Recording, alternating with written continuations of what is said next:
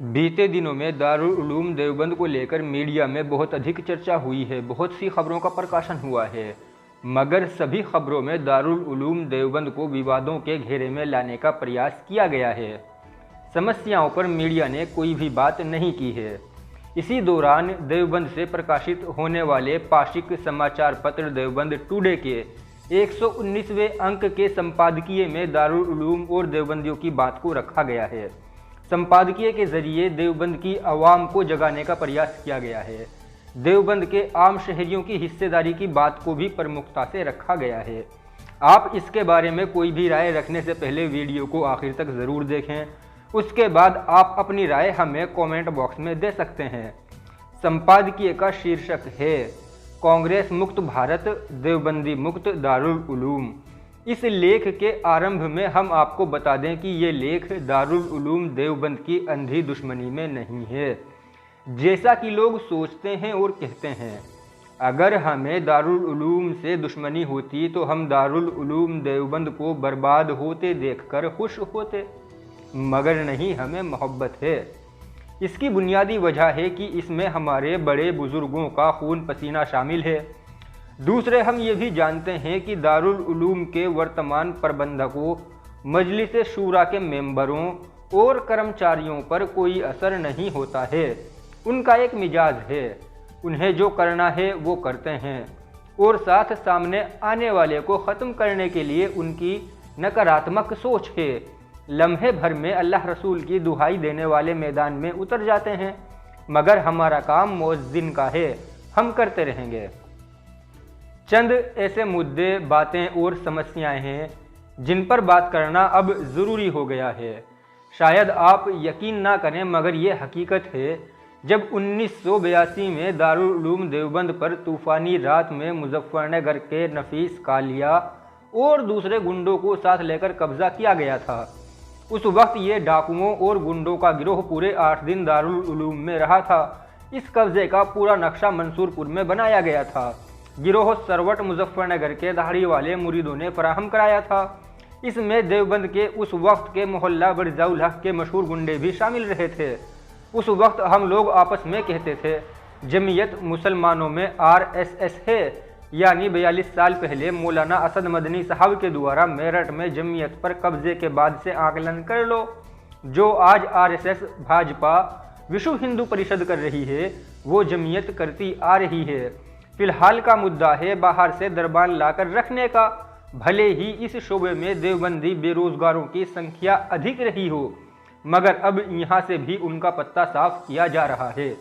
देवबंदी दरबानों की हालत दारुल उलूम प्रबंधक तंत्र ने बुरी कर रखी थी। 8 से 10 हज़ार वेतन, जब चाहे महीने के बीच में हटा दिया, जब चाहे बुला लिया। मगर सुना है नए दरबान दोनों वक्त के खाने सहित 18,000 का मासिक वेतन पाएंगे। इन दरबानों में क्या खूबी है, इसका पता तो किसी आतंकी हमले में ही चलेगा। फिलहाल तो बचे कुचे देवबंदियों को बाहर का रास्ता दिखाने के लिए किया गया अमल प्रतीत होता है। ये कोई नई बात नहीं है।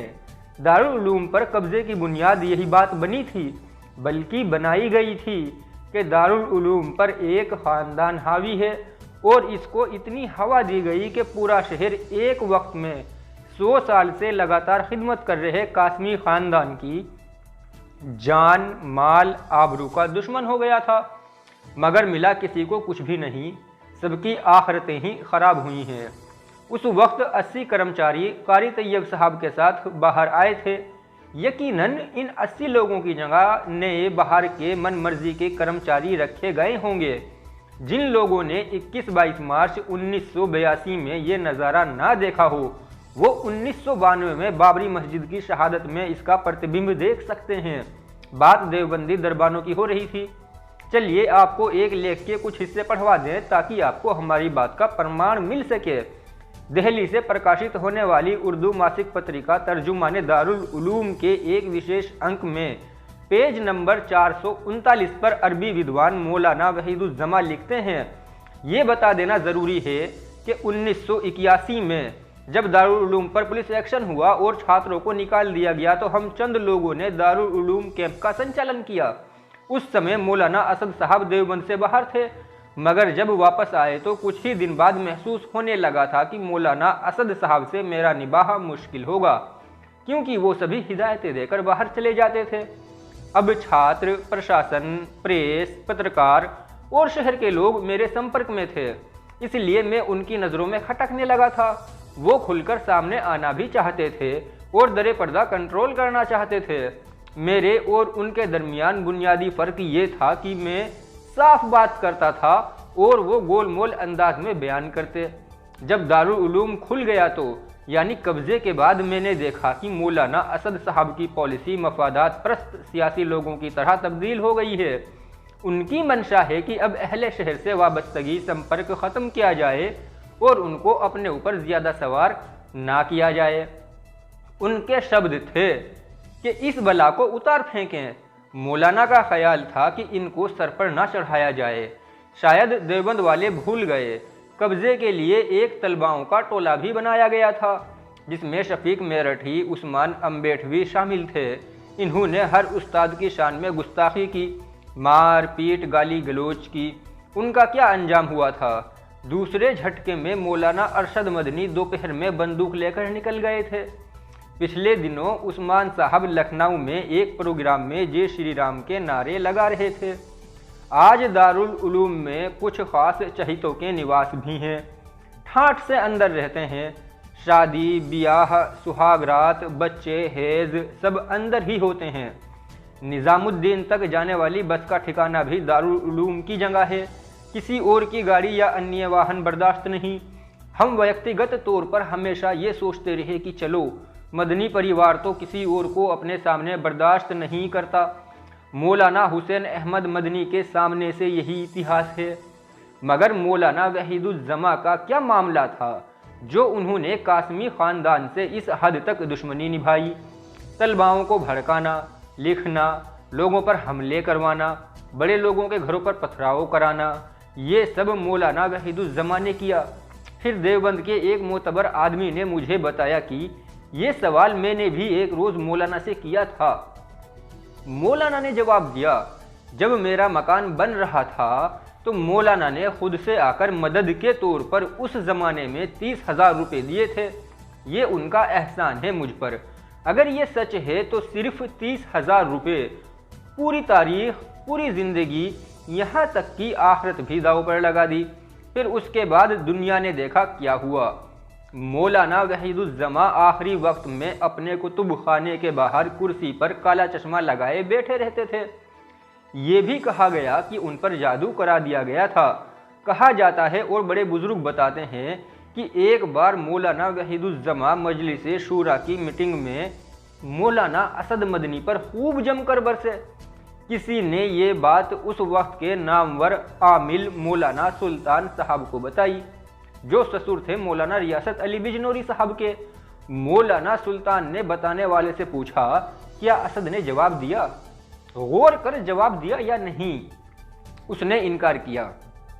तो मौलाना सुल्तान ने कहा कि ये वहीदुज्जमा का दारुल उलूम में आखिरी दिन है।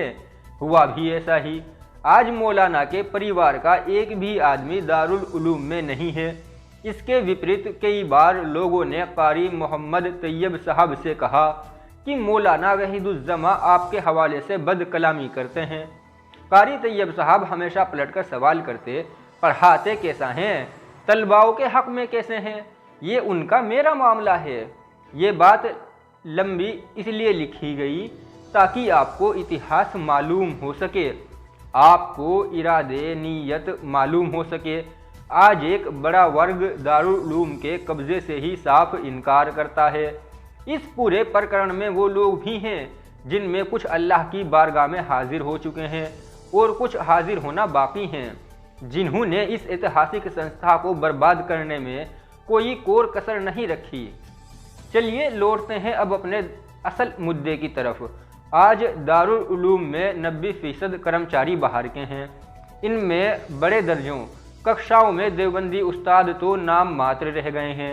अब 10% में भी दरबान के गले पर छुरियां चलनी शुरू हो गई हैं।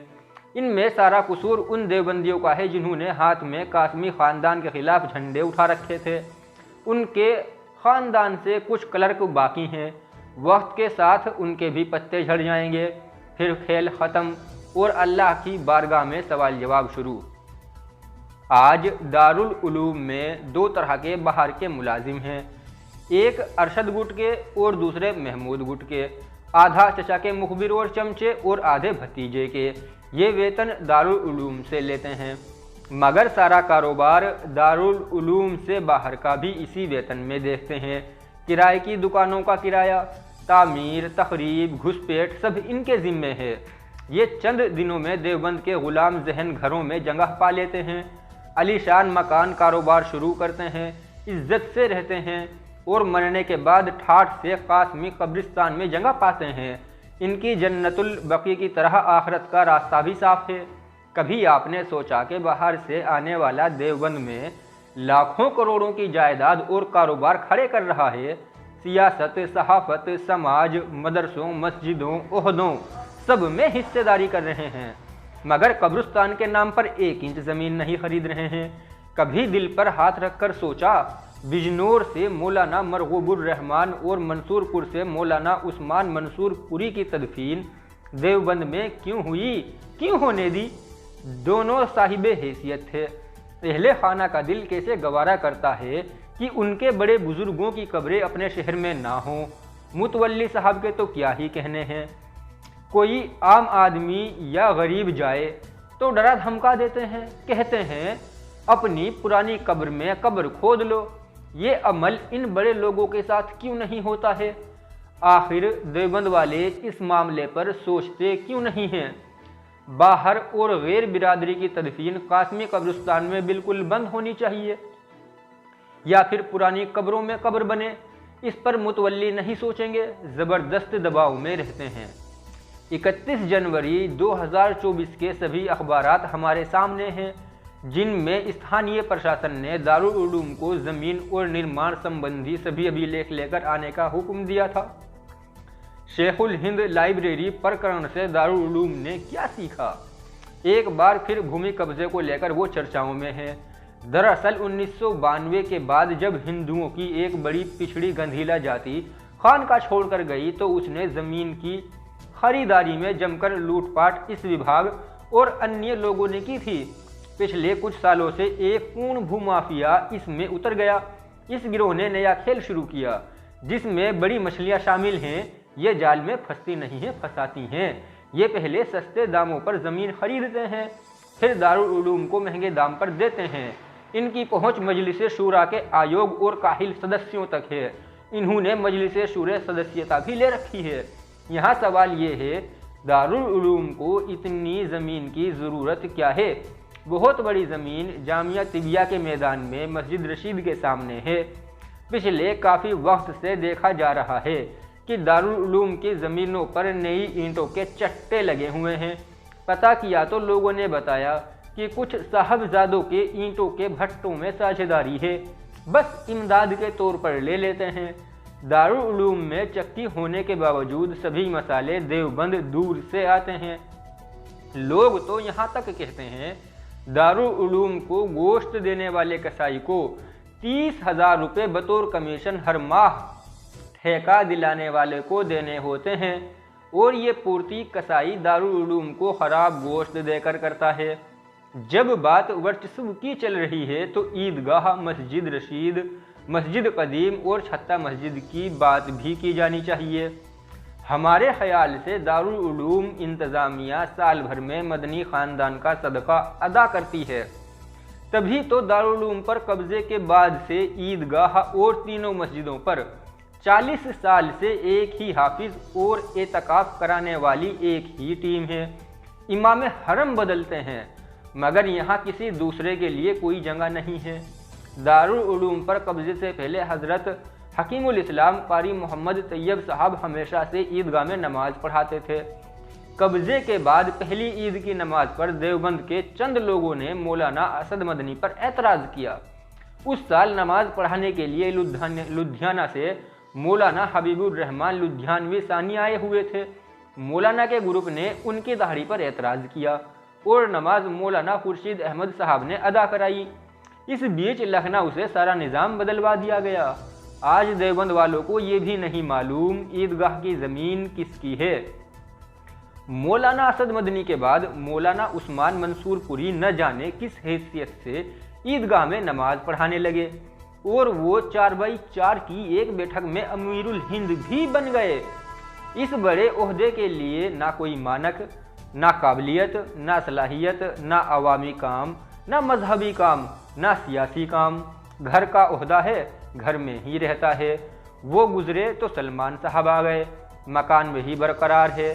फिर अफ़ान साहब आ गए, इनका भी हाल वालिद मोहतरम की तरह है। ईदगाह कमेटी में कौन है कुछ नहीं पता, मेंबर कौन है कुछ नहीं पता, सदर कौन है कुछ नहीं पता। सदर साहब सदर नहीं, सदारत कबूल नहीं की, मगर हर ऐलान पर हस्ताक्षर करते हैं। उन्हें कभी ये ख्याल भी नहीं आता कि इनके वालिद और दादा के साथ क्या सलूक हुआ था। अजब गजब बेहिसी और ज़रूरतें हैं। ऊपर के हालात अपनी जगह, वो बदलेंगे भी नहीं। लिखने पढ़ने से कुछ नहीं बदलता। बदलेंगे उस दिन जिस दिन देवबंद वाले हिम्मत करके अपना हक मांगेंगे, शूरा और मुलाजिमीन में अपना कोटा तय करेंगे। बड़ी तादाद में देवबंदी मुलाजिमीन सेहत और उम्र के बहाने मामूली पेंशन के रुखसत कर दिए गए, मगर मुफ्ती हबीबुर रहमान खैराबादी और मौलवी नियाज इस्लाही की सेहत और उम्र नहीं दिखती। मौलाना उस्मान मंसूर पुरी के बाद सलमान साहब आ सकते हैं। मस्जिद रशीद में जुम्मा पढ़ाने और तकरीर का हक सिर्फ मौलवी अफ़ान को है। किसने दिया? किसी देवबंदी को नहीं। देवबंदी कब अपनी हालत सुधारना चाहते हैं, वो देवबंद वालों से निकाह और नमाजें जनाजा तक पढ़वाना पसंद नहीं करते। 1982 से कब्ज़े के बाद से दारुल उलूम की बदनसीबी ये रही कि उसे कठपुतली मुहतमी मिले। एक ज़माने तक तो जो मौलाना असद साहब ने कह दिया वो फाइनल हो गया। आज तक किसी एक मुद्दे पर भी पिछले 42 साल में मजलिस शूरा में विरोधाभास नहीं हुआ।